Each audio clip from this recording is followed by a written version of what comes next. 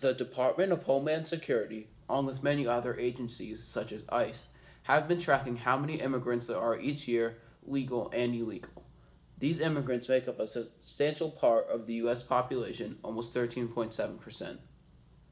The first census of immigrants in the United States was collected in 1850, and it has been collected every 10 years since then. The immigrants in our country come from all over the world, including Europe, Asia, Africa, South and Central America, and all the countries in Oceania. Before the immigrants can even enter the country legally, they have to apply for a visa. Applying for a visa is a very long process that can take many months. The process an immigrant has to go through all involve the U.S. government. The first step is to submit a petition. To submit a petition, the person trying to immigrate must be sponsored by a U.S. citizen. In almost all cases, the petition has to be filled out by a U.S. resident, but some countries allow the immigrant to fill it out. The second step is getting your petition approved. The immigrant's petition has to be sent to the NVC or the National Visa Center. If it gets approved, they have to submit all of their important documents. These documents include any financial documents and any documents that support the reason for why they should be allowed to enter the country. The final step in legally immigrating to the country is to go through the interview. During this interview, the person trying to immigrate, the person who started the petition for the immigrant, and the attorney, if available, will be there. Immigrants enter the country through immigration. Many also try to enter through a route called asylum. Asylum is the right to international protection in another country. An asylum seeker is a type of migrant and may be a refugee, a displaced person, but not an economic migrant.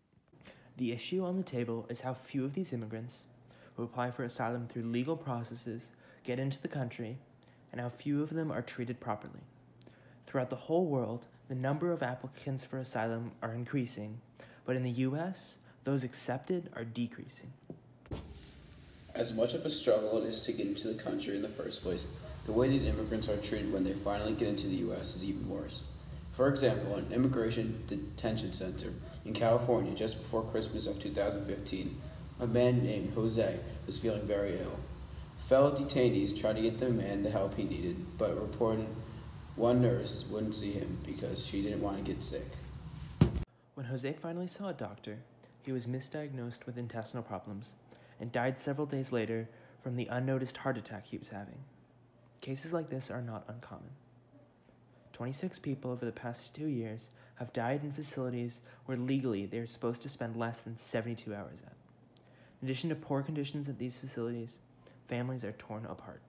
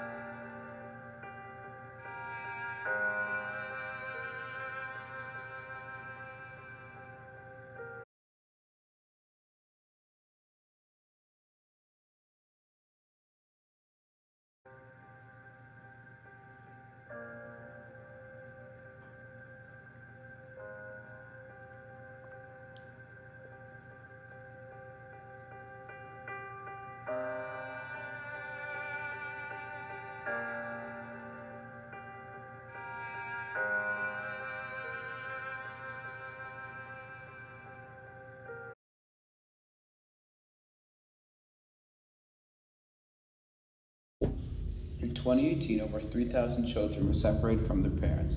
In November, a court ordered the policy of separating children from their parents to be unlawful, and the presidency ended the policy. However, since the court made the decision, 245 children were separated from their families. However, the agencies who detain these immigrants do not keep records, so only these 245 are recorded, and there could be hundreds or thousands of more children who have been separated, but not recorded. First of all, since this policy has been ended, and the court has ordered the children returned to their parents, there are over 500 children who are lost in the system. Children who were torn away from their parents, and then when the court ordered that they must be returned, they could not be found. Not that they ran away or that the parents were deported, the government had no records of where these children went. What can you do to help the situation? You can do two things. One, before making a decision about which side of the case to support, you can read all the facts from as many sources as possible. And you can also get both sides of the argument to make an unbiased decision. then reach out to our local congressman. If you don't know who that is, it's Tom Malinowski. Some ways to contact him are on the screen.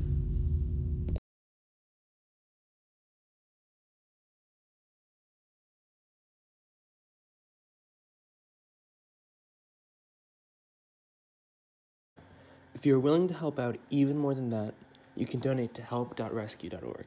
They're a charity that helps immigrants who have been separated from their families, as well as immigrants who are suffering in ICE custody. Overall, everyone in our country can trace themselves back into an immigrant. Whether you're a first generation or a fifth generation, it doesn't matter, because all of us are people, whether you're trying to get a better life for your children or hoping to survive past tomorrow. Coming to the U.S. should not force you to sacrifice your life or to lose your children. Even if these people were going to be sent back home the very next day, they should still be treated with the same human decency that we treat every other human being in our day-to-day lives.